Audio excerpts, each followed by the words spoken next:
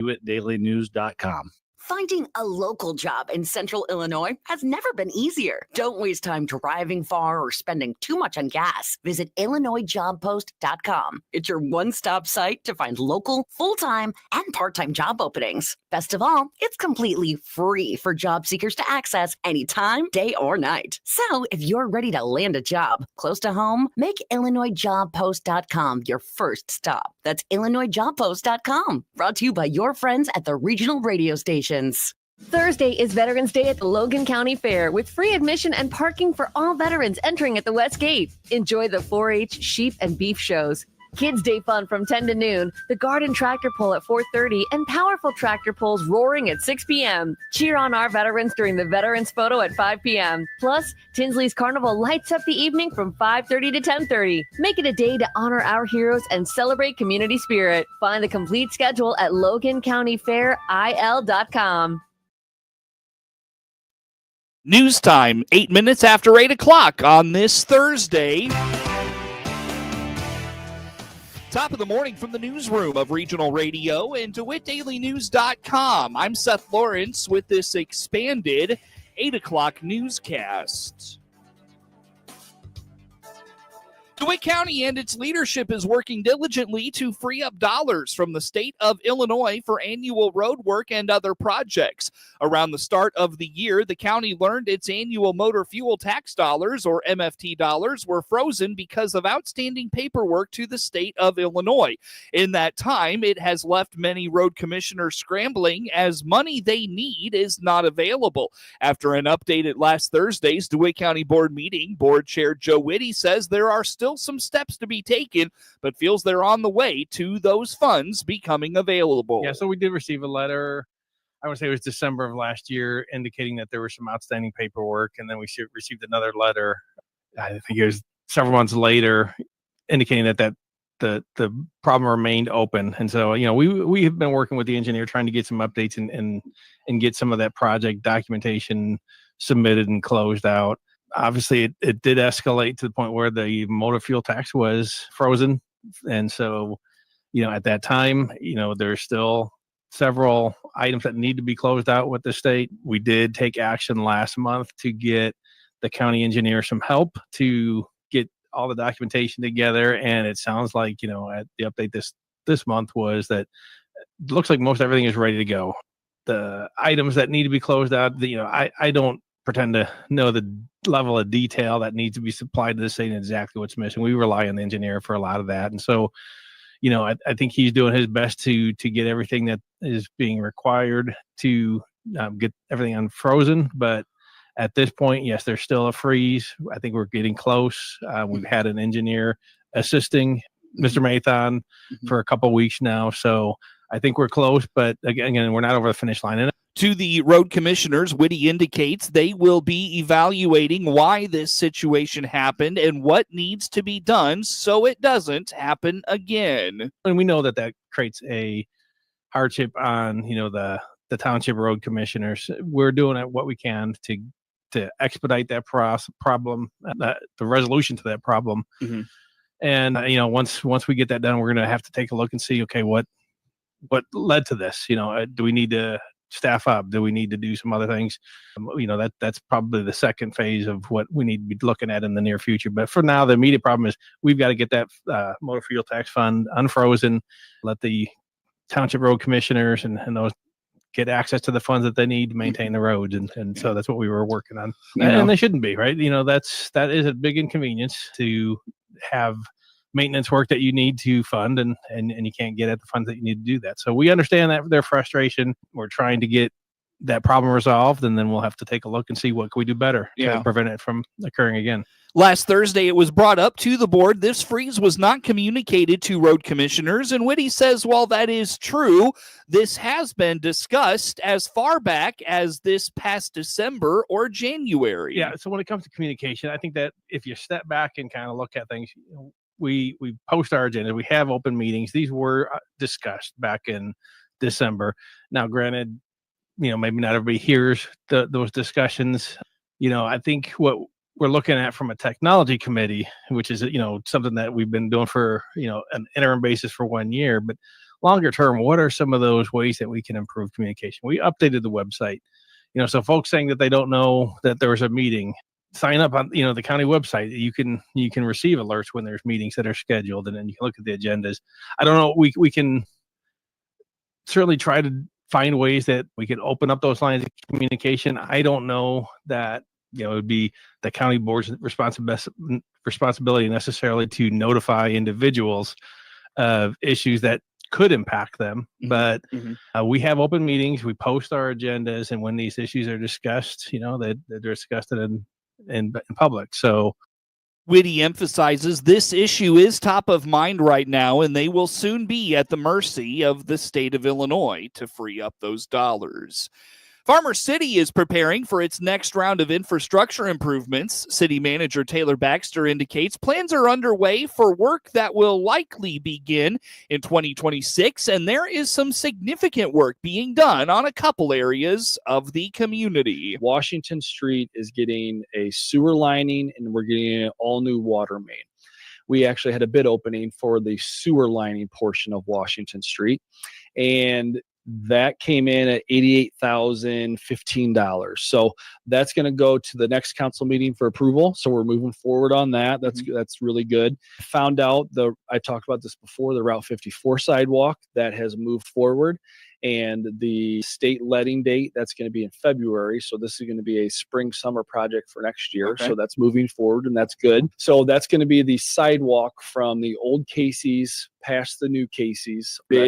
Big sidewalk project. It's $400,000 plus. Yeah. Okay, so we got a grant for that. So that's development along Interstate 74 has slowly but surely been moving along, and Baxter says there are some new developments as it relates to what is going on in that space. I-74, I've talked about that project.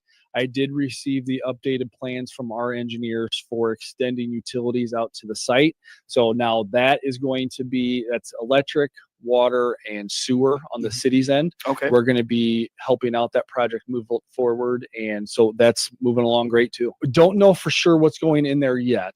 But regardless of what's going in there, whether it was the 20-acre parcel, which I don't think that's happening anymore, or the 10-acre where it's going to be a mix of residential and light commercial, we wanted to make the utilities big enough that could handle both. Regardless of what happens, we'll be ready for it. The Farmer City Council will reconvene in August.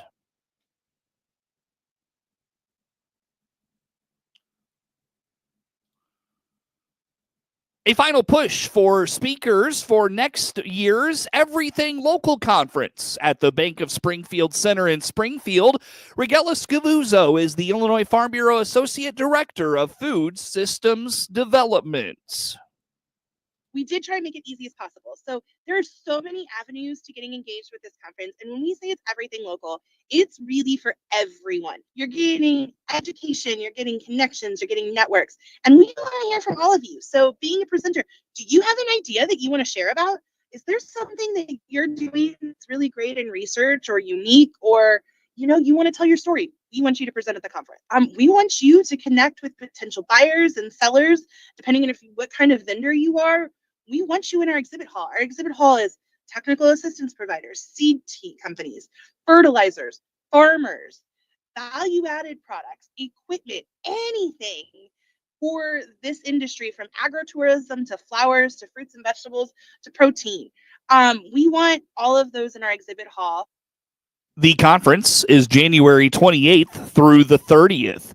Get news anytime from your computer or mobile device at DeWittDailyNews.com. Sports is next. Is the summer heat getting to you? This is Scott Baum from Baum Chevrolet Buick in Clinton and Farmer City, inviting you to cool down in a new Chevy. We have cool new crossovers like the Chevy Equinox, or hot new trucks like the Chevy Silverado 1500, which has up to $7,500 in extra savings over our regular discounts. See all our inventory and prices online. And don't forget, we need and would love to trade yours in. Chevrolet, together let's drive. BaumChevyBuick.com, right from the start.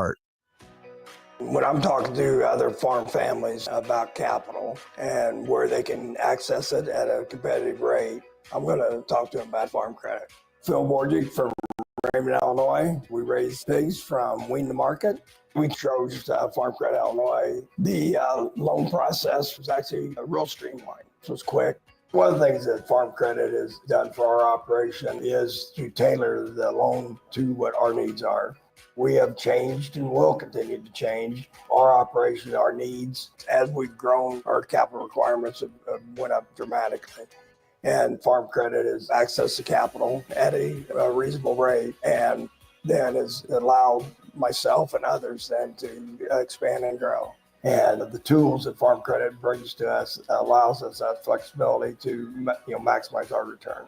Apply for livestock financing at farmcreditil.com/livestock. DeWittDailyNews.com is the area's leading local news source 24 hours a day, 7 days a week. Get the latest local news, obituaries, police blotter, weather forecast, and more with no paywall. Head to DeWittDailyNews.com to get the local information you need to know. Netflix buffering, YouTube spinning, devices not connecting, Zoom calls dropping. It's frustrating. Let's end your frustration by signing up for fiber internet in Clinton. Click the Connexus icon at DeWittDailyNews.com. With SRN Sports, I'm Andrew Stewart. In baseball yesterday, slugger Eugenio Suarez heading to the Seattle Mariners and flamethrowing reliever John Duran traded to the Philadelphia Phillies. All this comes during a busy Wednesday ahead of Major League Baseball's trade deadline this Thursday. Suarez hit 36 homers for the D-backs this season, while Duran, one of baseball's elite relievers. Suarez hit 36 homers for the D-backs this season, while Duran, one of baseball's elite relievers. Also in baseball yesterday in the National League, the Cubs, Pittsburgh, San Diego, Cincinnati, and Miami all winners. American League winners, Boston, Toronto, the Yankees, the Athletics, and Texas. Interleague winners, Detroit, the White Sox, KC, Houston, and Cleveland. This is SRN Sports. Energy drinks that mistakenly contain vodka under recall in more than a half dozen states. High Noon is recalling 2 production lots of High Noon Beach variety packs because some contain energy drink cans with vodka inside. The company says the cans contain vodka seltzer and were mislabeled as sparkling blue raz flavored Celsius Astro Vibe energy drinks. The packs were distributed to retailers in Florida, New York, Ohio, South Carolina, Virginia, and Wisconsin. That's correspondent Lisa Dwyer. Former NBA star Gilbert Arenas under arrest with 5 others on suspicion of hosting high-stakes illegal poker games at his L.A. mansion. So say federal prosecutors. The U.S. Attorney's Office says all 6 defendants charged with 1 count of conspiracy to operate an illegal gambling business. With sports, I'm Andrew Stewart.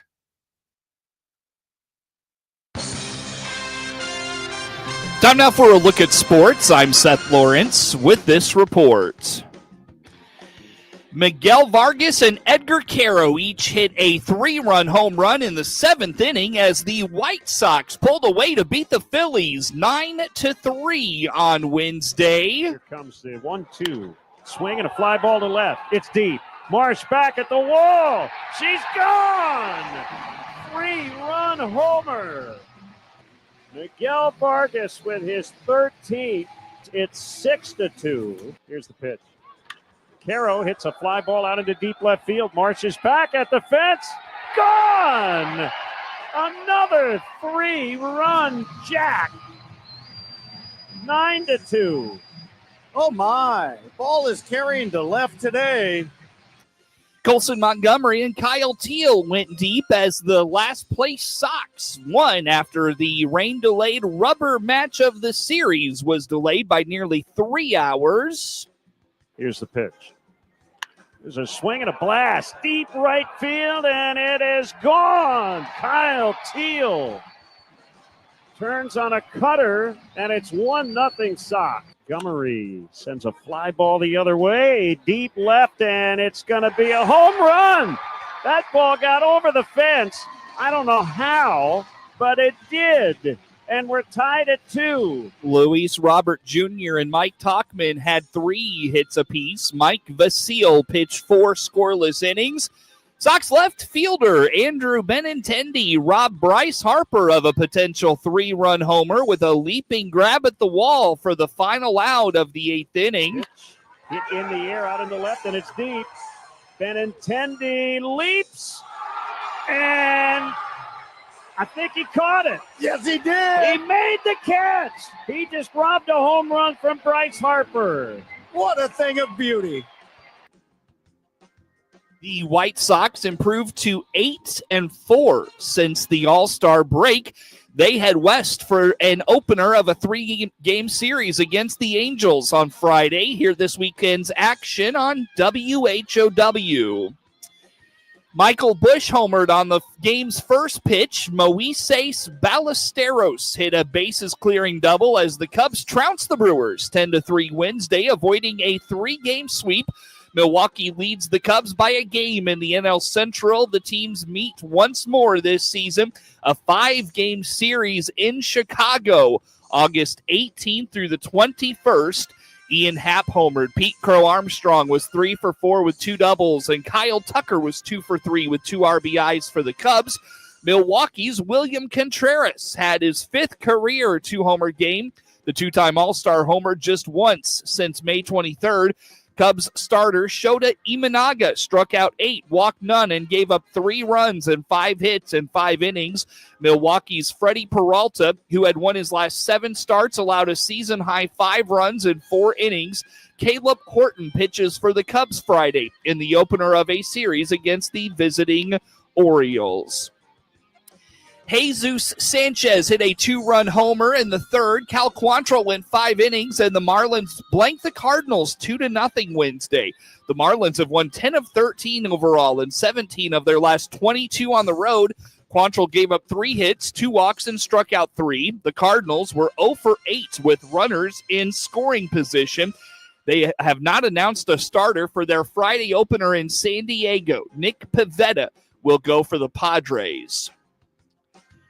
The Chicago Cubs acquired veteran right-hander Mike Soroka from the Washington Nationals Wednesday night, adding a veteran starter as they pursue an NL Central title. Washington received 2 minor leaguers, Ronnie Cruz and Christian Franklin, an all-star in 2019 with the Braves. The 27-year-old Soroka is 3-8 with a 4.87 ERA this season for the Nationals, who signed him to a 1-year, $9 million contract in the offseason. He should provide depth for the Cubs rotation behind Matthew Boyd and Shota Imanaga. The Canadian is 20-26 with a 3.91 ERA in 6 big league seasons. He tore his right ACL on a routine fielding play in 2020 and injured the same tendon while walking into Atlanta's ballpark the following year. He missed the 21 and 22 seasons. Soroka is 0-10 with a 4.74 ERA. Last year with the White Sox, the Cubs trailed the Brewers by a game after winning 10-3 early Wednesday. Chicago gave a contract extension Monday to President of Baseball Operations Jed Hoyer, who has assembled an entertaining squad led by breakout star Pete Crow Armstrong. The Cubs have not won a playoff series since 2017, a year after they won the World Series after 108 years. The New York Mets seemingly remade the back end of their injury-depleted bullpen with 2 significant trades Wednesday, acquiring Tyler Rogers from the San Francisco Giants and Ryan Helsley from the St. Louis Cardinals. New York landed Helsley from St. Louis for 3 minor leaguers, Jesus Baez, right-hander Nate Dahm, and right-hander Franklin Elisault. The trades come days after the Mets acquired lefty reliever Gregory Soto, a 2-time All-Star from Baltimore, for 2 minor league pitchers. New York leads the NL East by a half a game over rival Philadelphia. The 31-year-old Helsley, a 2-time All-Star, is 3-1 with a 3 ERA and 21 saves this season. He has struck out 41 batters to 14 walks in 36 innings, that is. Helsley led the majors with 49 saves last year and won the Trevor Hoffman National League Reliever of the Year. He is 31-15 with a 2.67 ERA and 105 saves in 7 big league seasons, all with the Cardinals. Austin Slater is headed to the New York Yankees, giving them a right-handed bat they can plug into a part-time role down the stretch. The active Yankees acquired the veteran outfielder from the Sox Wednesday in exchange for minor league pitcher Gage Zeal. New York had a pressing need to bolster its outfield ranks with star slugger Aaron Judge sidelined by a flexor strain in his right elbow.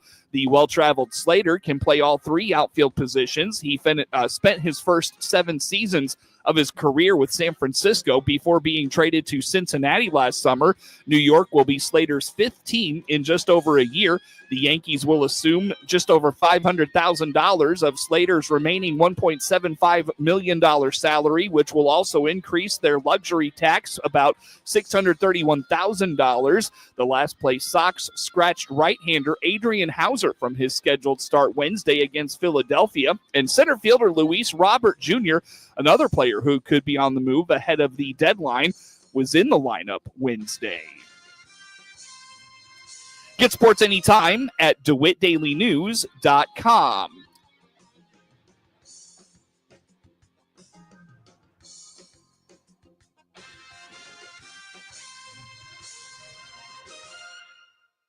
Here's Clinton Civil Auto owner Dave Jackson on how he monitors prices to help you save money. I look and see what retail they are at, and I make that decision whether it is a key item or a mid-tier item as far as importance.